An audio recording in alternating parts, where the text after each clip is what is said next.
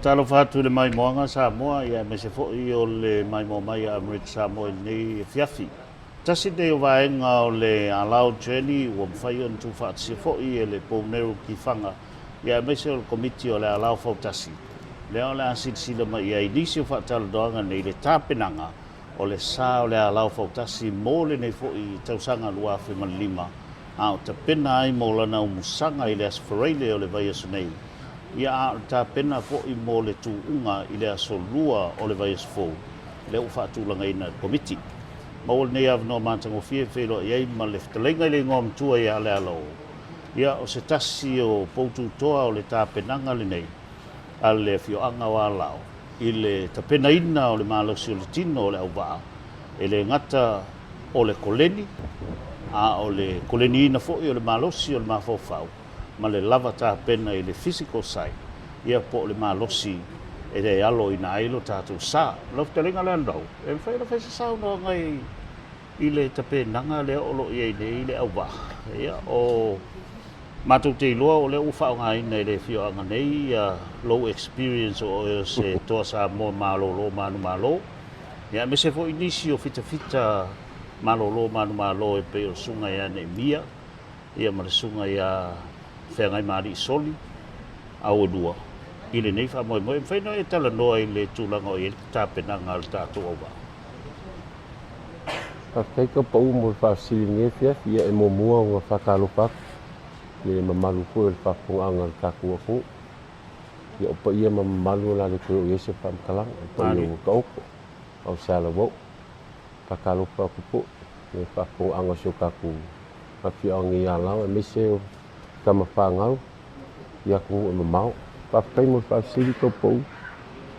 O le whamoe moe pe o kau a maka ia le ku whakasinga po po kolinginga le kako o ba. O le meka ua o whaakingo inga o le whakaua le kainga. Ia ma le tesepe. O le wingo le whaamkalanga.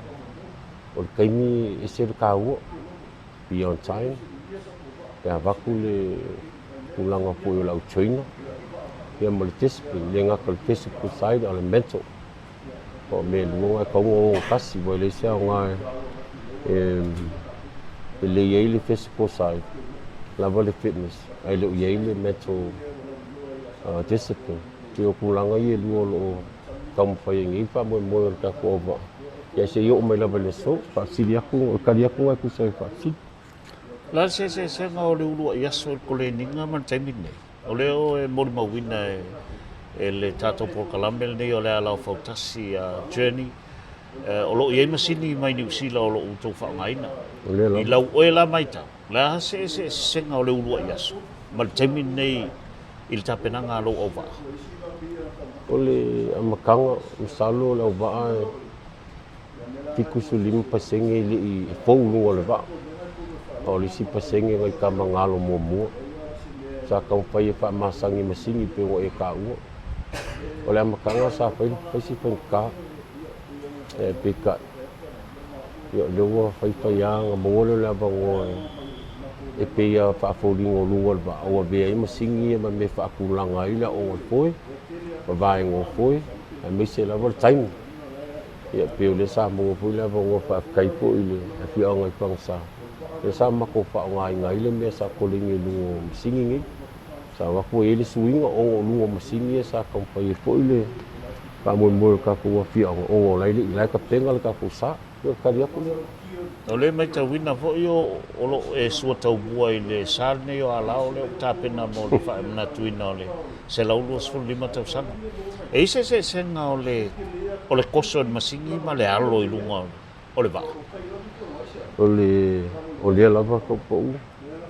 O le masingi i ei o ngā features e whainga whia ngā koso se au o lava ngā whainga. Mo le kemingi. Mai ala makanga sa whainga whia masingi. O kemingi. Ia ua kauwal masingi me ngā kaile malus. Le meloa i eita ko au wa amai ala makanga. Ia o le sesenga langa sa ua au wa ai ma le palongonga po i kemi sa o lunga sa o whangsa. Ke lele sesenga leo ngā masingi. Ia sa whaakingo po i alo whaangau al kako ulungo le sa lea whangsa. E malusi masingi. ia ua fa'aogā fo'i le kulaga ga le malosi luga o le kemisa taufai ai fo'i le sa leo fagasa sa a'o ai le kakuapuai ma le taimi kulaga ga kaupau matou te maitauina fo'i e matoā fou ale te o tele o le auva'a mogi lava e fou fo'i le tapenaga ma o le ulo i taimi fo'i lenei ua pipi'i ai le suafa o le fio'aga lenei o Alao i whainga me le tai o le nei tausaga 2.5 o ani lu i tau o ani lu i tau na whawhiangai ma outou komiti leo lo tapena tama mo le awala lagoga fou fo'i e se fo'i ia le mulagalo i ai le mindset o kamiki i le ngaungau ma le excited i le kulaga le ua iai ua masalo maua kafeiva salau poskulu ea sa ai le sa o le kakou a leu ua koe fafaga ia pe o le agaga ga i leia se kamafagau o le kakogu'u e le o maumagofo fo'i ua excited uma kamiki le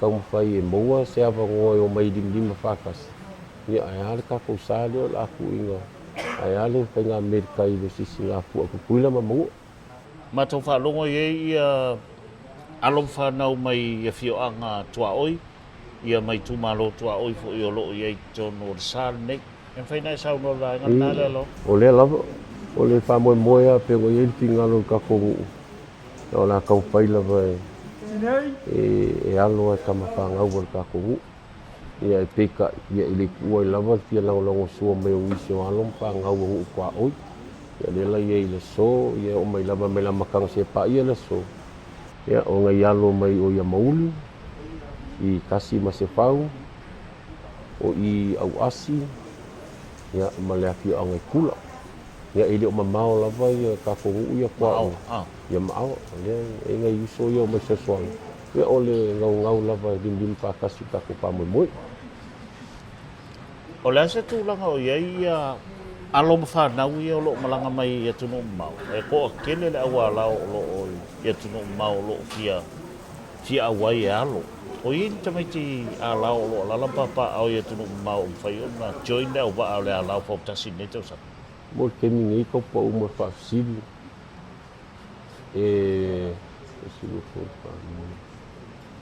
ko o fiku alo mafagau le ua ko'ai mai fagua o le kaumafai lava e o mai e lagolago sua i le fa'amoemoe ua leu pakoe lalaga le fasā o le kakogu'u ia pe o le kulaga lea le ae koki se silafi ai pe avaku le kakou kema gai alo mafagau ia gapa'au mai lava i lua vai aso kalu ai o le isi vai aso okuaga'i ia o gisi e ko'ai kaugu'u mai gagei o le kulaga lava lea o le lokogu'u ma le kaumafai o mai aupogi fa'amoemoe o le kakogu'u ua vevela tapenaga fio'aga uma ia laufetaleiga i le igoa matua faia oe masui o le komiti o le Alao Fautasi o lo'o tapenaina ia le tatou auva'a ia sau fa'amalosi'au fo'i o se tu'alalo i isi ali'iva'a ma isi Fautasi ma latou tapenaga ma isi fo'i komiti i totonu o le tatou tunu'u pakai kaupa'u ma fa'afesili e kalikogo leia se afio'aga lo'o iai sa i le o kapega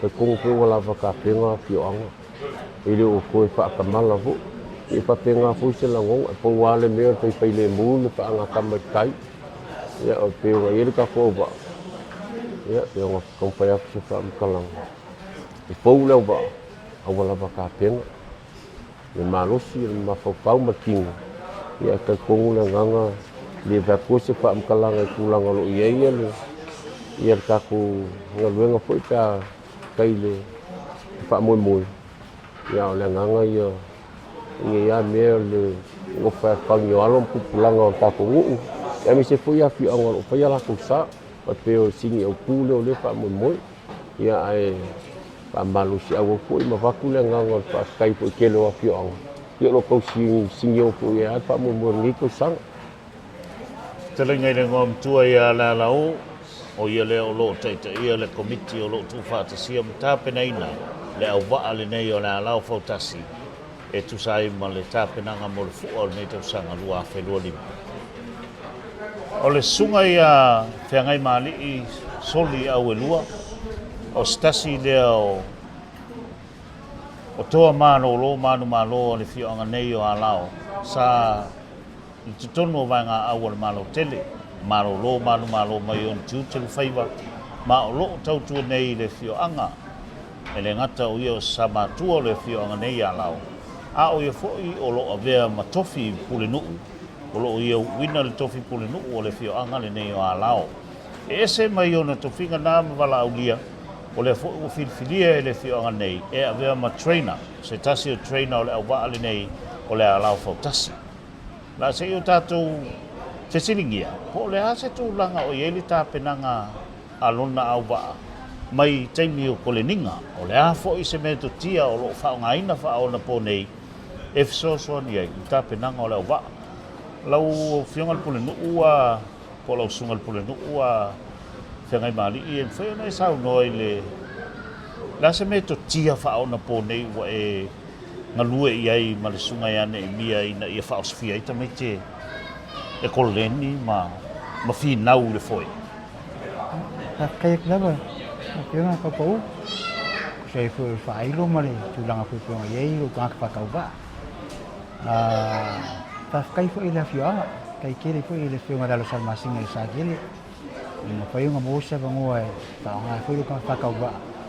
Ya, sosongi fo ifambulbul mo, kung fo kulininga ma, ya akong uli, o kumay sambo malin malo kili, kini kau kuwan malo kili, ya leo malo lo may ma, kau sila ainga mo ulo karesia, ay bese fambulbul ka kungi, ya pero ang ingaling sa mahili, si me kokia, pero ay kung malo kili, ya pero miyange pa malo skino laka, pero kau rama, alaban malo siya, kokor ki, kung gangang ako inga, le fo nga ko le nga la ba pe nga lang au mai ko mai nga ya ka kaspo mo le sunga ya ni ya venga ya ma u mangi sa ka ko malo so ma ka kan go ma so kai ya ma mo mai ku lang sa malo skin ya ka pinga pengai au ba ya ma yen gi fa mo mo yo ka pengai ki la fe ngi ya lao a ole lang ala ba yo le ya wa ka penga au ba ile ko im salmia na pero sila fue maka po ilmu ya mese fo ile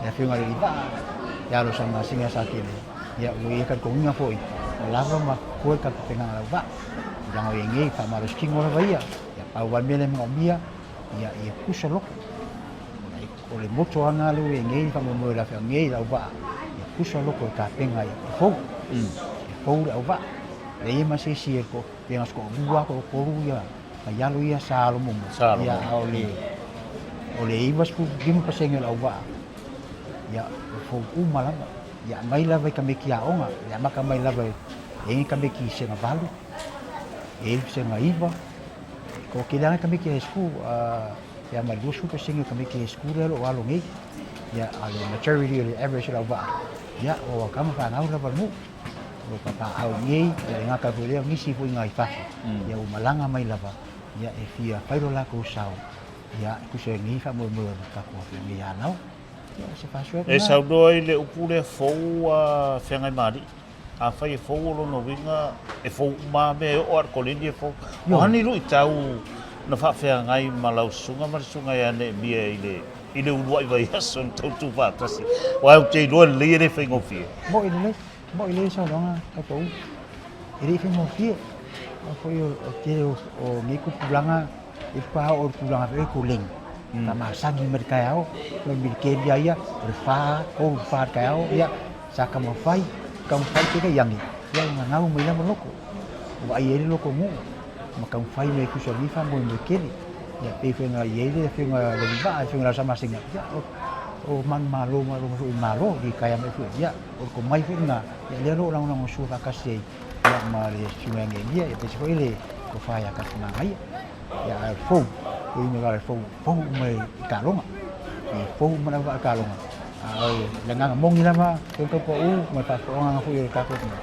i wa ka penga ya lao wa ka penga la ba fo ba ai al fa ki ngonga dia ila wa ma ka tung wa slau ko senge ako ko ma ros awa me fa ka diai ya so fa mo fa ko tengah malo ya le sisi ngapu. O el pule nu o nu nei. Yo. O lisi le isu te le na mafuai o na o nu nei Fautasi. O le tau ave se mai o tu pulanga i le a manga o lato loto i whala au whasaina ma ava ona. O lo tofi o el pule nu. O la sabsisida. O isi swing.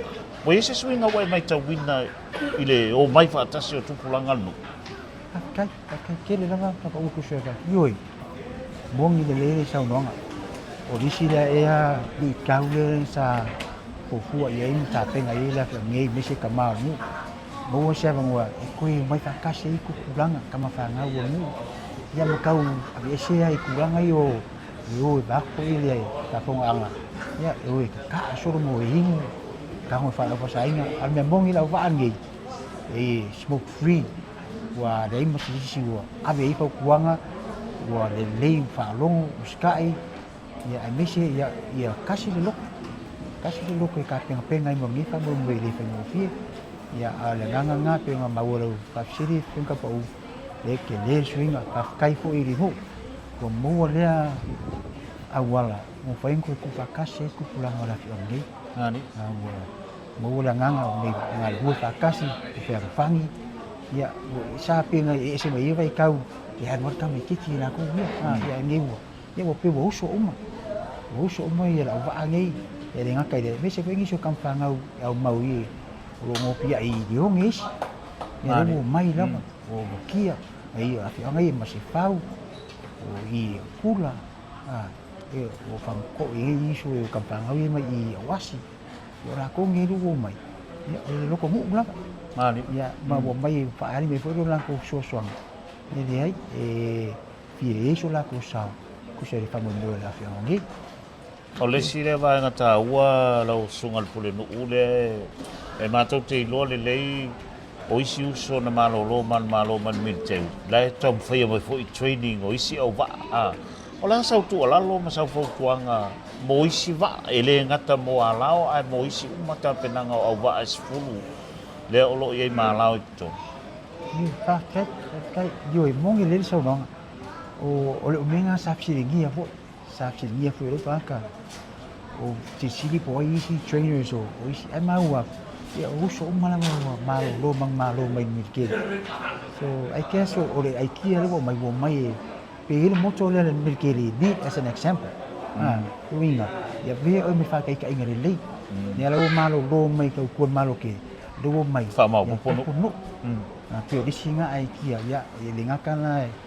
I ko finga fa tu ya ai mesio o langa yo ova wa mu ulang ko ye mu fa kel ala ova ya unga se fa hai ngale me ku pulang ya I kilometer ku pulang ye ka nga be ma ko ma fa kai kai ngale le so ka tong fu le nga lo ingi si so ro train so yo si ova wa pe pe ko ke lo train ni pe umma di kaya umma ya la ba di ya fa long lo ya nga nga ko nga fu nga ngai iso trainer so isi ava ya ngi mau le takasima ku pulang ya kau kuai mula fi ama ya bese ya kau mau fa sainga ma pulang al amalos ya bese o ani tapu manisa o le Fautasi o le wa matou maua wa Fautasi to o va o ani tapu manisa o fatulanga e lo to fi anga ya mese fo yo to committee ile ova wa le o loka kai sa o nei ko fonga uma ya sa mai le mal pa kuanga de fiunga le ba le fiunga ya lo sa masinga ma pi o ia le ma sana sangi fo I ngai ko fonga uma ya vai fo fe pengo ya ole awala ya ia nong ta inga le fiunga le ba le fiunga sa masinga ole discipline ye ma fai e ku pulanga ngai mola ko mo le nga ku ulaban ma ku ka me kiki ta oko nga ma ku la ko ainga ai mai fai fa kasi na luangi baku si fau kuanga iai baku si la paka inga baku ski mai inga pe uska ta long ya le la wa maua le singa ai ki le de le nga mo ngin ma ko ka mo ulang ole mo kasi ya ole nga la ba pe nga fa so ku ski ni sola ka fai le ba pe ole moto le milke ele fai mo fi le ala marka ole ko ka pena saung ele si sima kau dia ka penga saungi train ni ku ya ku poi ma si ele fa kanga fai fo ya e ai me fo I la ba ye fa penga fo ma ku puna wa le ni so ya nga e fo le so ya ka na ngai ya fal boy mo kasi ya be ko mo me mo fo ngalo fai fo isi la ba ya la nga la ba ya e mo fi fa nga e usu whakasi, kulengi whakasi, ia mai a whakasi hoi. Ia, mauri la pungo hoi, ka meki a onga, la kua onga, ia, te ngā whera au whainga runga, ia, ka koe whaara tiapi, ia, te whamakopu mai hoi, ia, te whaamau koe ko inga koe masana, ia. Tai. Le sunga il tofi o le whianga nei Alao, le sunga le lipolino u ia whengai mali i a soli au e lua o se tasi o trainer o le sāl nei o le Alao Fautasi. Sunga ia tapu māneia ka Nio Satele. He's one of the youngest rower and the youngest trainer for the crew of the Alao Fautasi to schedule to race for this year's celebration of the 125th anniversary of American Samoa. Can you briefly tell us what have you learned so far in terms of preparing your youngest rowers for the upcoming race? Well, it's been quite a journey because we've the High Chiefs has been talking about having an activity for the youth of the village here in the village of Alao, and mostly we've been planning for a long time on building our own Fautasi. So an activity for the whole village to come together and practice the traditions of unity and the discipline in the work that we put in for the upcoming races, and preparing the crew it's quite has its ups and downs, but it's also been quite an experience for me as well in practicing my leadership skills and also getting more involved with the youth here in the village, and mostly this is my first time seeing most of the kids that I've never seen most of my childhood growing up in Alao. So it's quite been a journey for me to communicate and experience with the generation of the young ones here and the youth. So it's been quite an honor to serve and also to promote Alao, and it's truly been a blessing with all the support and the lofa that the village and the people from outside supporting us, especially on the boat. So I believe you brought in tons of experience to the Alao Fautasi young rowers, not only as a fire dancer, but you also a kayaking. You have been sailing a lot in the past and competing in international level. What have you experienced when you first started communicating with these guys and work together as a team to prepare physically and mentally so far? Well, for my whole childhood, growing up, I've always was a water sportsman. So I was always a water person. I was always swimming. Pretty much born on the ocean, and my freshman year and sophomore year when I was training with Fautasi 3, I've experienced the dedication and the discipline that is needed for the boat, training every day, committing yourself from morning to evening, being there for for your pride, rowing for your pride, for the village, and for the family of your name. It's truly it was truly an eye-opening for me because this was my first time rowing for Fautasi. That I've always been told stories about of when my dad used to captain Fautasi too. So at the same time, it was quite the experience to absorb that lessons from Fautasi and to incorporate some of the training, the discipline, and the local for Alao Fautasi. So, Any words of encouragement for the younger generation of Alao? well, just there's pretty much nothing to say. I'm very proud of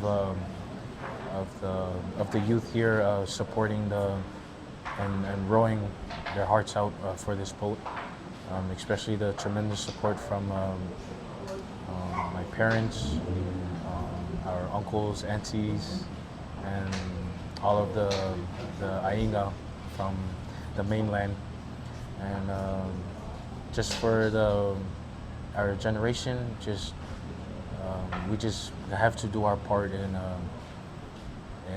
society. You know, just do your best in everything that we do. This is basically what we are taught in the training for Fautasi. Just doing your best in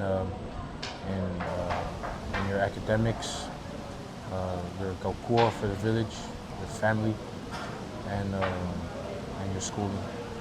So just always remember, do your best to the fullest. And yeah. Thank you very much, Tamanea, Thank you so for much. Yeah. to sit down with us today. Wish you all the best in the upcoming race. Thank you so much. Yeah.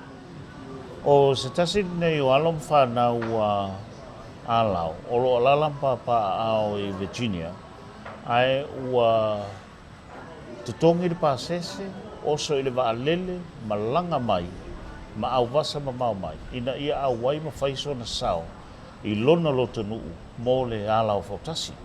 O ia o se tasi o sui, o le ainga o tawai, songi man tawai, o lo i tutonu o le au malanga nei ma o ia o se tasi o tangata o lo malanga mai fafo, e alo mo le sa o le awhioanga nei o Alao. Whaina e sao noa, toni le lana me wa e sao mamau ai e te alo a o lai e lau ngā rua ngai tausi e ruto o lua malau whanau, e le se utupe maua i nei a Alao. Whaftai me whafsiri e o whionga topa u. E pitai o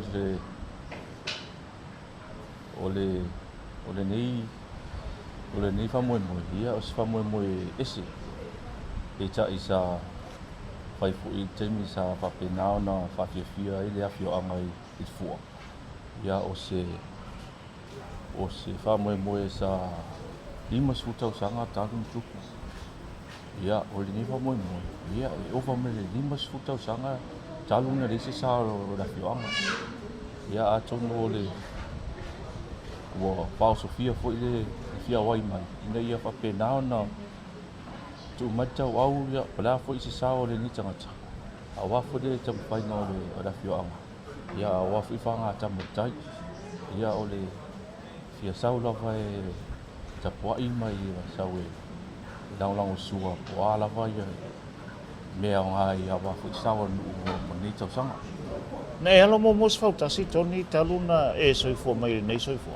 E ai, e tere o whapsiri o le tausanga nei o le o te mua nei o le whapea i o na alo i Fautasi. E rei, i tamawhia lava se foe taluna i nei. La so langona ina ua e pai le foe, le ua e alo, ua e ti e lunga o le Fautasi training e sa whai poko le ninga e sa wha o ngā i e sa o le pia o ngā le whelfansa, o whangsa le whelfansa mo. Le ala sau longona ina ua e pai le foe. O le atonu e o le whaftai e tuuina i matou trainer. O lo whapena lava na lava ta apena ma whapena fo i ona. Te le lava e ta apenanga o lo whapena le whai. Ia, o le te mua la le na whapena e ona Whaanga i le sa le la whioanga o whangasa. Ia sa whapena lava ona.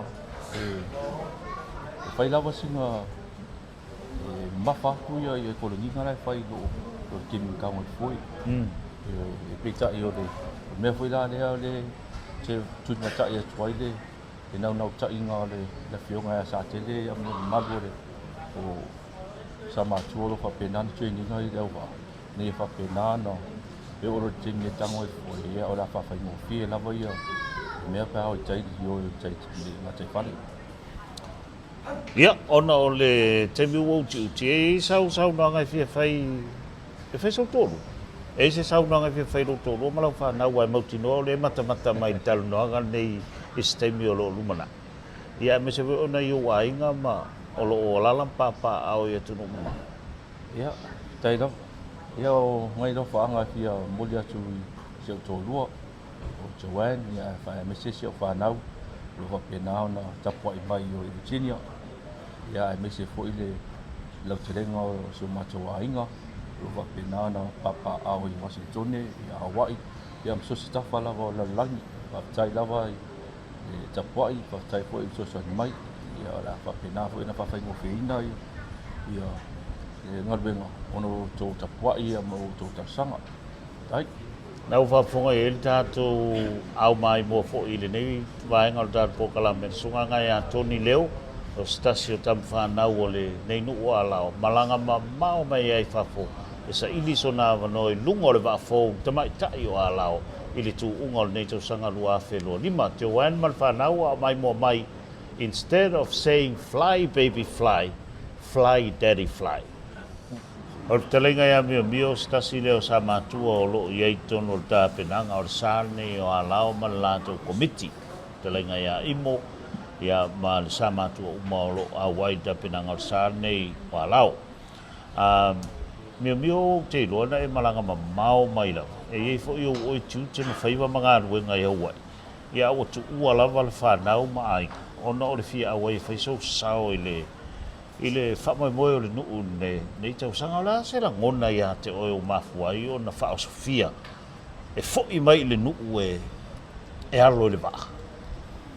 Ia, whafkai e kulawa e lau whionga ka pau o le whaafisiri. Ia e peinga sila fia, ia. Nga maua loa le a whaile sā o le kakoa whioanga. Ia sa ia se la ngonga fo i le fia awai. Wa o se pei o le mangulau ki o ka manu. Ia whaile le sālea mo le kupulanga lalo waoa ka komu ia auangi e se mea e kupulanga e whule o e saralau solo ma o e whaisi mea leonga a lea lau e elfau kasi o ka komu. Ia o le a pese mea la luku fōa re kupulanga i kausanga umba. Ia al me whanga o e lo langonga. Ia o peianga e sila fia ia o lo soifua lima sifu baru kausanga ia o le o whaifo isi makua le. Ia o a ea se whakaukanga fo ia kia uia. E fia awai le whamamoe o ka komu. Ia peianga o se sā mua lea e ua o ka komu. Ia wanga ele sā i kausanga ua lewa. Ia a lea lau koe whawhangu mai e ka mai onu. Ia ua whawhakai e ka maanu ua e se mea e whamamoe e kupulanga. Ia o me whunga ua malanga mai au kuua ale a inga mai whangau ia ua. Ia o saua o le fia kalsia ia maua sa foi lunga o msalo po wangi kausanga nga ba yo kausanga le ia msalo wa ole ko nga se foi ia ole karia ko la o fionga tau ia e na sa do bio ile tapenanga ia la wa ola sa wa o ye se subinga ma se au nga pro que tine o fautasi mo Alao mon tu pulanga la lo oi va la oi assessment la va ia o la va ai le kulanga le wei ka ko o makua ke le o nga e o fo ia uia e ia o le kolinga le ia e o nga mo kupulanga ia nga fo i makongi makua ia e fa e se ngisi me o kingo mai o pe ang family fo mai ia ko anga e koling ko anga sa body ka mo e exercise e kingo ma e se wa pe o ka ko sila fia ka ko le Pasifika ia ko ngi samo e ngumer kasi mbele ta e piris ma le high blood pressure ia le ua fight blood kicking e ka ko wa nga fu e kolengi e exercise ai ma ma whaamalosi au, whaamalosi kingo fo i kupulanga lalo wau ka kongu. Ia ma o ngafu ia mako ngi mako fai fo ile mako kua soifua. Ia exercise ai ma whaamalosi au fo i kupulanga ka kongu. Las whamoe mo lumanai e mai atu ngā Fautasi toi fo i ngā ruenga mwhea au matiu te ia wai miu. Ia, o lea lava se i umaloa le whamoe ka kongu. Ma whamoe o kukuila mamu. Ia la whapenga lava koe fo ia ku fo ia wai ia. Ia inga man whangau o lo muni mai ia wai. Sia wanoa mo lau sau noanga e mori e fo ni alo whaanga i wō ma o le nei tala noanga o le a whaaruina i lunga o le YouTube ma le Facebook page al nu. Ia? Whai sau noanga e mori e alo whaanga mo i la tau o lo mai mo mai e me se o ainga ma wō i atu mau. Ia, whawhkai e kula mo le whawsiri lau whionga tau. Ia, pe o ngā kako sila whia. Me whamoe moe le i whaingo whie. Sa whauao, whaupō. Ea se sa ilinga se lengi. Ea whamoe moe le kakongu. Ia, whawhkai e kun kako ainga. Malawe kue whan me lau langi. Salo le ia se ainga o kakongu e le i. Kongi se maa i kongu whamoe moe nge kakongu. Lela e wako e whawhkai ma whamalo. Ia, i kangaka ngu o whea lava o e au maumoi. Whawhkai lava lau sosoangi lau, ka kongu sa kongi maa umare a inga ka kongu e alfa moe leo ka mai o ngu. Lea wako e whawhkai mai whamalo i ka ko ainga lava i kue whangi lalangi. Whamalo whawhkai, lea la mako ka mwhai lava. Ia i umalmanguia ka mwhainga ka kongu nge kausanga. Ia whamoe a koe le kausanga pe au le ola man malos. Le whatalenga ia meo stasi o le Samatua o le whioanga nei o Alao. O loo iei tono o le komiti nei o tāpenanga o le Alao Fautasi.